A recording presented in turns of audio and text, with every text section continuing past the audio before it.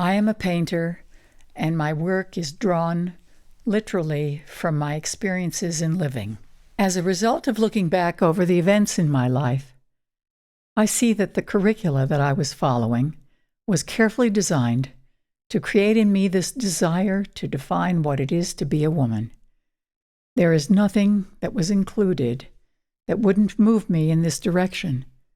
I see that my parents were unwittingly cooperative in setting me on this path, and that it was the design intended for me when I chose to incarnate. I have finally understood why I am here. There is no blame. Everyone has participated according to plan. When I was a child in the 30s, it was clear to me that my parents were disappointed to have 3 girls and no boys. There was little value placed on females in my family, in society, in the Episcopal Church. My father thought women had it easy. The church blamed women for the expulsion from the garden. Women were either whores or saints. In my personal life, there was no woman whom I admired or aspired to be like, with the exception of my paternal grandmother, who was warm, supportive, and full of life. When I was 18, I lost my virginity unwillingly, hemorrhaged for 3 days, and was told by my father that no man in his right mind would marry me. I thought I was damned, and I was also very angry at feeling worthless, without honor or value. What does it say about our culture when my value seemed to depend on a piece of skin? In many countries, it still does. For shame. My life's journey has apparently been about finding out what value women have, what is the truth about us.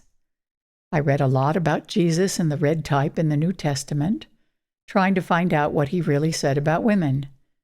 I read the Nag Hammadi papers, the Lost Years of Jesus, the Gnostic Gospels, Gospel of Mary, Gospel of Thomas, on, trying to understand where the truth lay. I wanted to find examples of women who were marvelous, glorious, sexual, powerful beings. I explored tales of the Celtic gods and goddesses, pagan stories, times when women were esteemed, and both men and women were connected to the earth in a sacred communication with the Mother. I was outraged to read that during the Inquisition, the Church exterminated 4 million women who were herbalists, midwives, educators, independent thinkers. Where is the lament of this atrocity? I hear about the Indians, the Jews, the blacks, but what about the women? It continues to this day all over the world. We in the States appear to have been victorious as we have the vote and are allowed to compete in the offices, along with the men for power.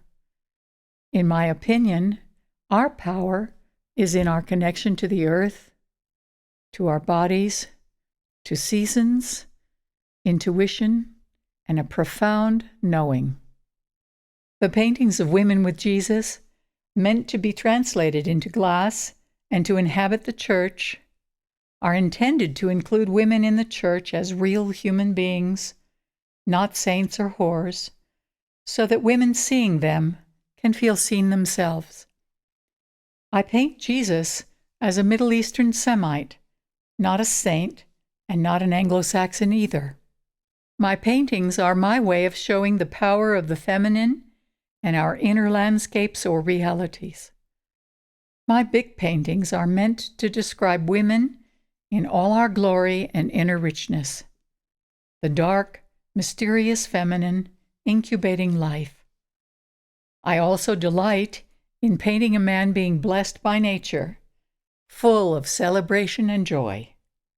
I would like to live long enough to see this be the norm.